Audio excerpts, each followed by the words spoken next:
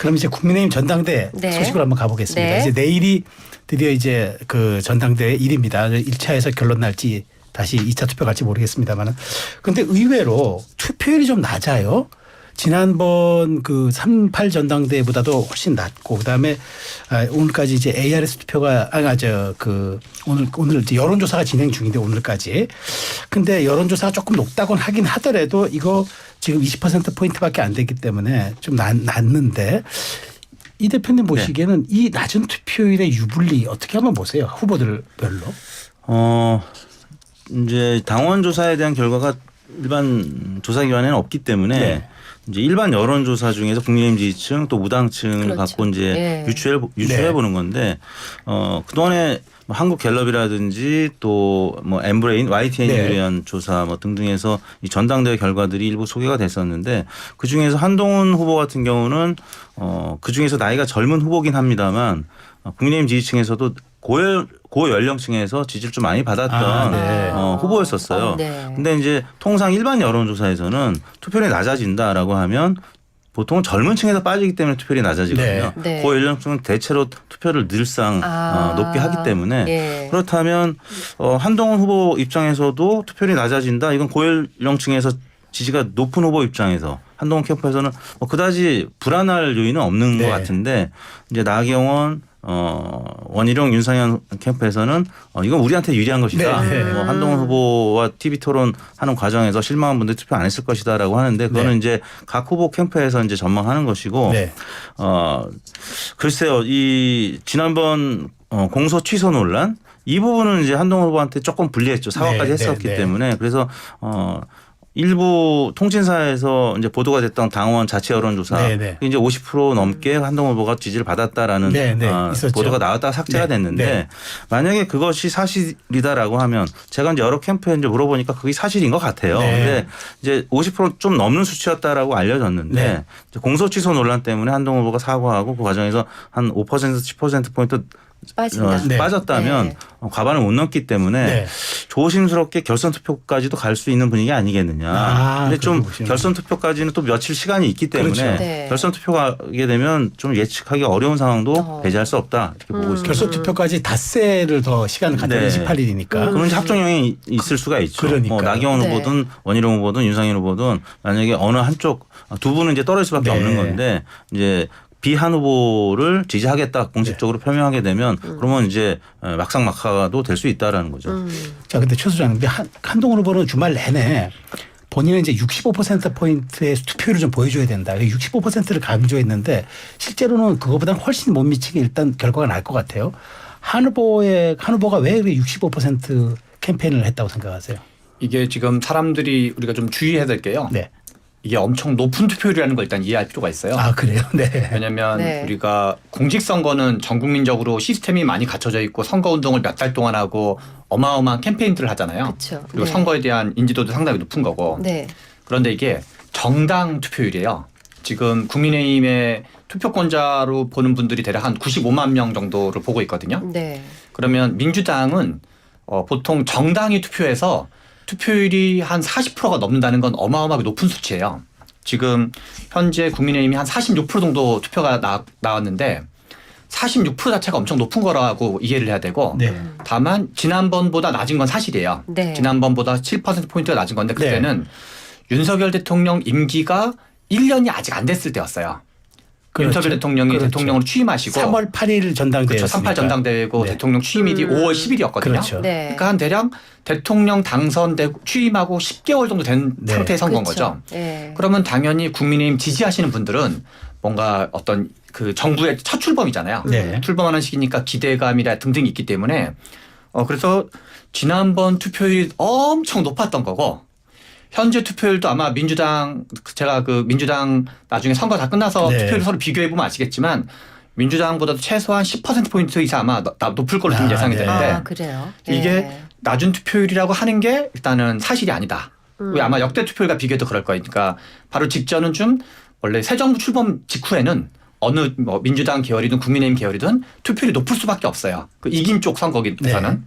그런 점에서 한동훈 후보 쪽에서 왜 65%를 했는지는 모르겠지만 약간 좀 그거는 말 그대로 약간 좀 큰 기대감. 기대감이 왜냐하면 총선 투표율이 67%였는데 네. 그리고 정당의 투표권자라는 건 서로 막 이렇게 동원해서 막 이제 사돈의 8촌까지 다 끌어모으거든요. 네. 선거라는 게 원래 또 그런 공간이기 때문에 사돈의 8촌까지 별로 다 억지로 끌고 온 사람까지도 고려할 때 엄청나게 높은 투표율이라는 걸 먼저 좀 이해할 필요가 있다. 네, 그래서 이 낮은 투표율이란 가정에는 제가 보기에는 역대 투표율을 다 고려할 때 한 민주당은 한 35%, 45%면 엄청 높은 걸로 보거든요. 네. 그래서 지금 46%는 엄청 높은 투표율이다 일단. 근데 제가 질문은 네. 그런 투표율임에도 불구하고 네. 이게 그러니까 한동훈 후보에게 유리하냐 불리하냐 그 지난번보다 낮을 거로 예상이 되죠 지금은. 한동훈 후보의 지지율 분석이 재밌는데요. 네. 지금 지난 쭉 그동안의 과정을 쭉 보면은 그 이번에 경선 기간에도 보면 6070 그러니까 국민의힘의 전통적 지지 기반 네. 네. 대구 경북 그다음에 이제 뭐 수도권 이제 수도권도 마찬가지고 네. 그다음에 이제 60대 이상 어르신들 특히 70대 이상 어르신들 그래서 한동훈 후보 지지율이 다른 세대에 비해서 좀 더 높은 걸로 나와요. 네. 그런 점에서 국민의힘의 핵심 코어 유권자들 네.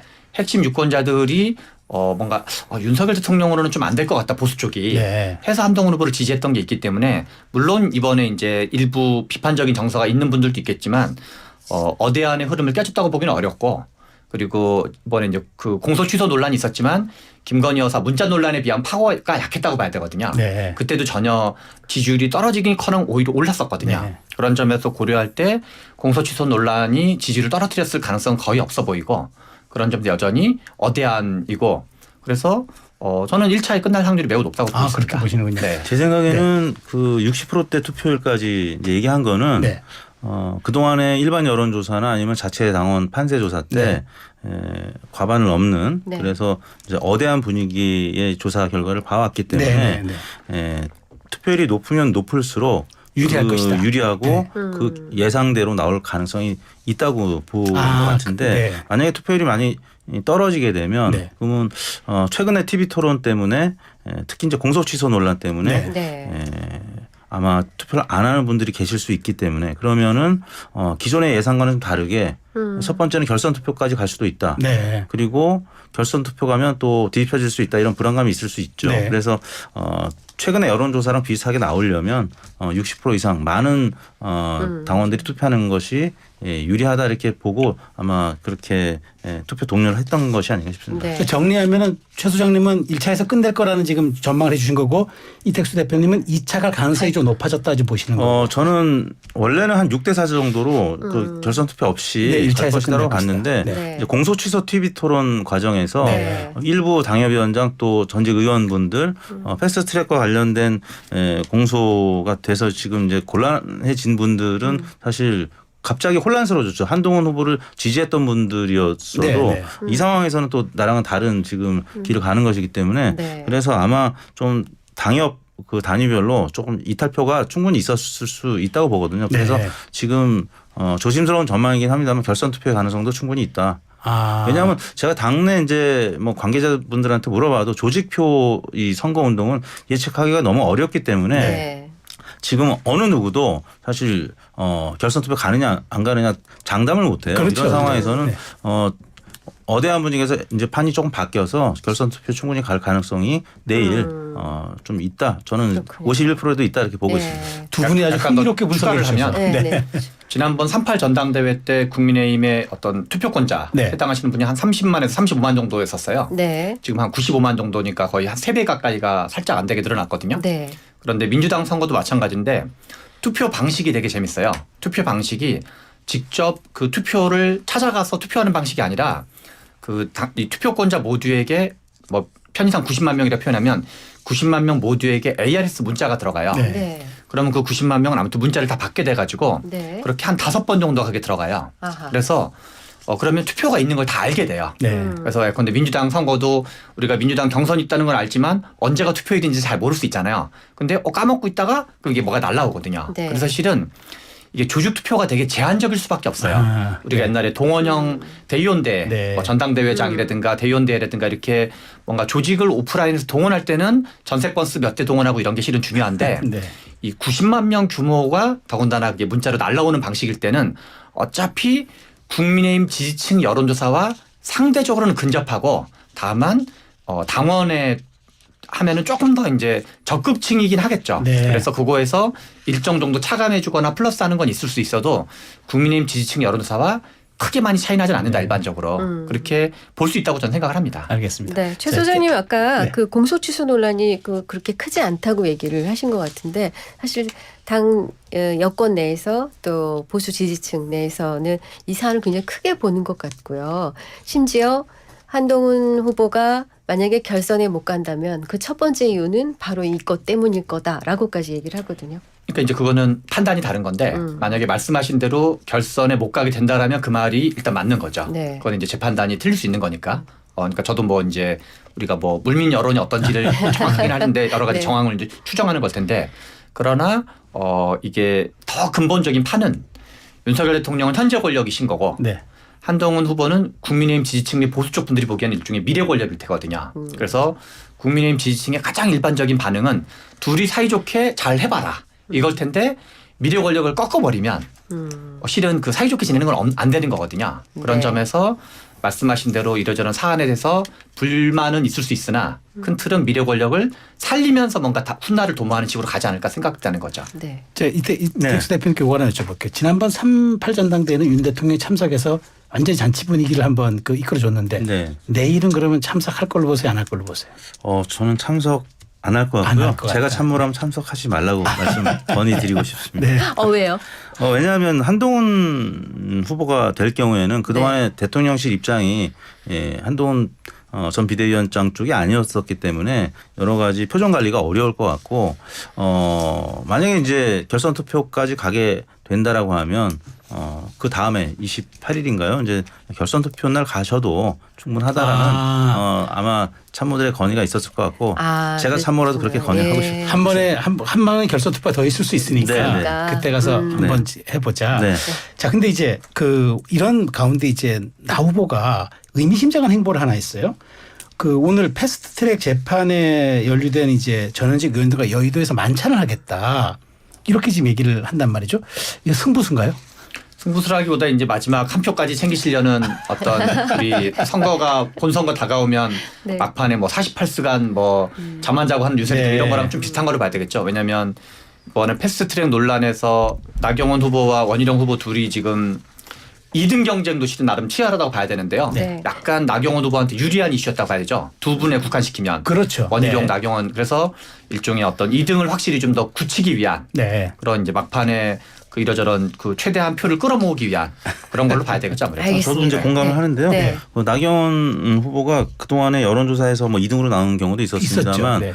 이제 친윤이냐 아니냐의 입장에서는 원희룡 후보가 조금 친윤 후보로 네. 각인됐던 부분이 있었기 때문에 네. 그런 측면 하나하고 또 하나는 그동안에 이제 판을 흔들 수 있는 게 문자 일십 이슈하고 그다음에 여론 댓글팀 장희찬 전 최고위원이 얘기했던 이런 부분들이었는데 그동안에 발표된 여론조사 결과들을 보면 이 두 가지 이슈에도 불구하고 판이 별로 안 흔들렸기 때문에 근데 패스트트랙 이후에는 사실 그 사이에 여론조사 발표된 것도 없었고 강원조사도 발표가 안 됐었기 때문에 근데 뭐 SNS라든지 댓글 상황을 보면은 굉장히 핫한 이슈가 됐었고 그렇기 때문에 나경원 후보 입장에서는 며칠 안 남았지만 이 이슈를 통해서 본인이 2위도 노려볼 수 있고 또 천재 어대안이라는 분위기도 깰 수 있는 어떤 양수 겸장의 이슈가 아니었나 싶습니다. 그러니까 이슈 주도권을 계속 가져가기 위해서 이런 행보를 하고 있다. 네. 알겠습니다. 재밌는데요. 예측할 게 많아요. 결선 간다 안 간다. 2등 누가 한다 안 한다. 대통령이 온다 안 온다.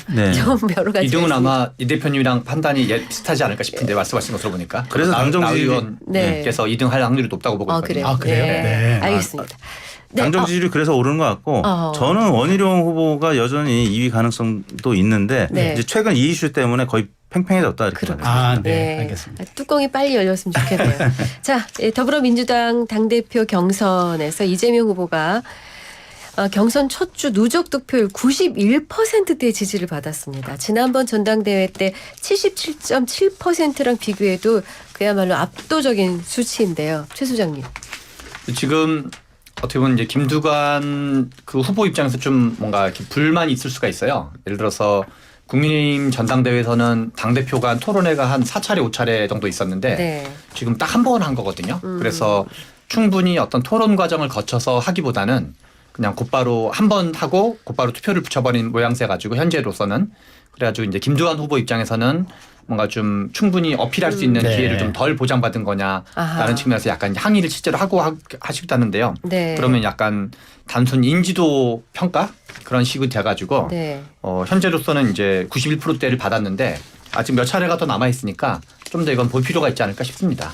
그러다 보니까 사실 이제 그 김두관 후보가 강성 발언을 좀 쏟아냈긴 했지만 실제로 지금 초반 득표율 놓고 보니까 너무 낮아서 뭐 이제 그 사실상 관심은 오히려 좀 최고위원회에서 이게 지금 이 순번에 더 좀 관심 쏠리는 것 같아요. 근데 의외로 지금 그 지난번 총선에서 이른바 이제 그 후보 자리를 반납했던 정봉주 의원이 1등을 하고 전 의원이 1등하고 김병주, 전현희, 김민석, 이현주 이 순으로 지금 초반 분위기가 정리되다 보니까 이거 강성 발언 쏟아내는 순서로 표를 주는 것 아니냐 권리당원들이 이런 지금 분석이 나오고 있습니다. 그렇죠. 지금 최근 여론조사나 아니면 어제 발표된 이제 순회하는 몇 개 지역들 결과들을 보면은 정봉주 전 의원이 1위를 달리고 있고요. 그다음에 전현희, 이현주, 김병주, 김민석 이 원내 의원들이 이 이제 4중을 기록하고 있고 그다음에 한준호, 그다음에 민영배, 강선우 의원이 이제 3약에 나타나고 있습니다. 근데 아무튼 정봉주 전 의원이 1위를 기록하고 있는 것은 이른바 개딸들이라고 하는 민주당 강성 지지층에서 지난번 공천 과정에서 좀 약간 측은지심이라고 할까? 동정심.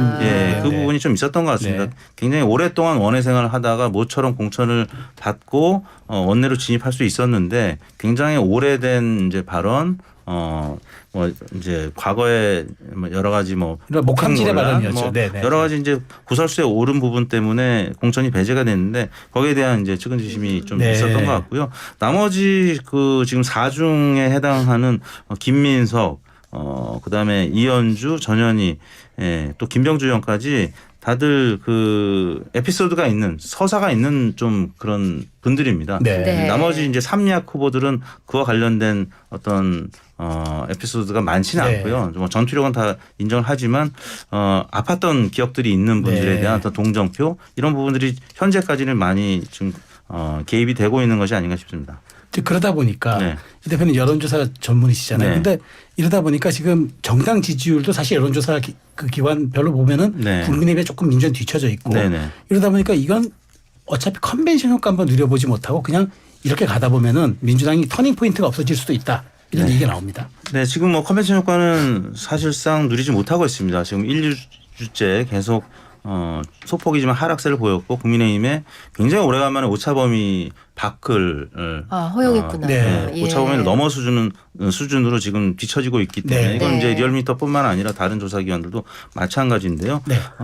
왜냐하면 당대표 선거가 지금 이재명 전 대표가 한 뭐 90% 이상 득표할 가능성이 점쳐지고 있는 그러니까 굉장히 뻔한 전당대회이기 때문에 국민의힘은 사실 결선 투표 가느냐 마느냐 이게 누가 하느냐 흥미롭죠. 굉장히 그리고 뭐 막장 드라마라고 할지언정 굉장히 이슈가 되고 있고 많은 분들이 뭐 유튜브나 방송을 열심히 보면서 흥행을 하고 있기 때문에 그래서 지지율도 오르고 있는데 사실 민주당 지지층에서는 당대표는 뭐 어차피 이재명이고 그다음에 이제 최고위원들도 어느 정도 예상이 되고 있는 이런 상황이라서 흥행을 못하고 있고 지지율도 조금씩 빠지는데 보통 민주당이 빠지면 조국혁신당이 오르는 그런 시소 양상을 보였는데 최근 들어서는 이제 진보 진영이 다 조금씩 빠지고 동시에 오히려 이제 국민의힘 지지층이 많이 오르고 뭐 이런 상황. 그래서 이제 일시적인 현상인지는 모르겠습니다만 아무튼 컨벤션 효과는 국민의힘에 지금 확실히 나타나고 있다라고 봐야 될 것 같습니다. 끝으로 짧게 하나 더. 조국혁신당 전당대회에서 99.99%가 나왔어요. 조국 의원 득표율. 이거는 뭐 사실상 찬반 투표했다니까 그렇다고 봐야 되고요. 앞에서 이제 막장 드라마 얘기를 잠깐 하셨는데 막장 드라마가 원래 시청률이 제일 높거든요. 그래서 국민의힘이 이제 막장 드라마 뭐 분당대회 뭐 내지는 자의적 뭐 이런 등등 논란이 있지만 관심을 끄는 것 자체는 확실한 것 같습니다. 그래서 실은 이제 우리가 그 악플이 모플보다 낫다는 말처럼 좀 부정적 에너지도 실은 에너지 한 종류로 봐야 되거든요. 그래서 이게 일장일단 있는 거기 때문에 정치에서는 항상 마이너스가 플러스가 되고 플러스가 마이너스가 되는 어떤 세옹지마적인 작동 원리가 있으니까 국민의힘이 이걸 잘 이후에 선거가 끝난 이후에 전당대회 끝난 다음에 어떻게 하느냐 있는 것 같고 그다음에 지금 컨벤션 효과를 하면은 컨벤션 효과가 두 가지 의미가 있는 것 같아요. 하나는 주목도 측면이 네. 있고 두 번째는 응답률이 올라가요. 경선을 하기 때문에 그래서 지금 윤석열 대통령의 지지율이 올라가는 것도 네. 여러 가지 이제 어떤 정책적인 행보 때문에 올라간다고 해석할 수 있지만 네. 보통은 역대 전당대회에 있을 때는 항상 지지율이 올라가요. 그래서 원래 컨벤션 효과라는 건 선출된 다음에 컨벤션 효과가 있는데 한국은 선출 중에 컨벤션 효과가 작동을 해요. 왜냐하면 네. 응답률이 올라가기 때문에 그래요. 네. 전화 면접이든 ARS면 전화 방식이든 그런 점에서 지금 일정한 정도에 올라가면 그게 한 2, 3주 정도 지나면 다시 좀 이렇게 약간 하회할 가능성이 상당적으로 높아 보이지 않나 싶습니다. 알겠습니다. 자, 이슈가 먼데이 지금까지 이택수 리얼미터 대표 최병천 신성장 경제연구소장과 함께했고요. 이따가 끝곡으로는 이택수 대표님 신청곡 네, 싸이의 비 오니까. 네. 비가 지금 굉장히 묻어가서 하는데 싸이의 비 오니까 싸이의 숨겨진 명곡 중에 하나입니다. 그제 과천에서 그 폭우가 쏟아져가지고 막 취소하는 그런 그런 일이 공연이 중단됐는데 네. 이 노래를 들으시면서 팬들 위로 받으시고요. 알겠습니다. 두 분 감사합니다. 잘 들었습니다. 감사합니다.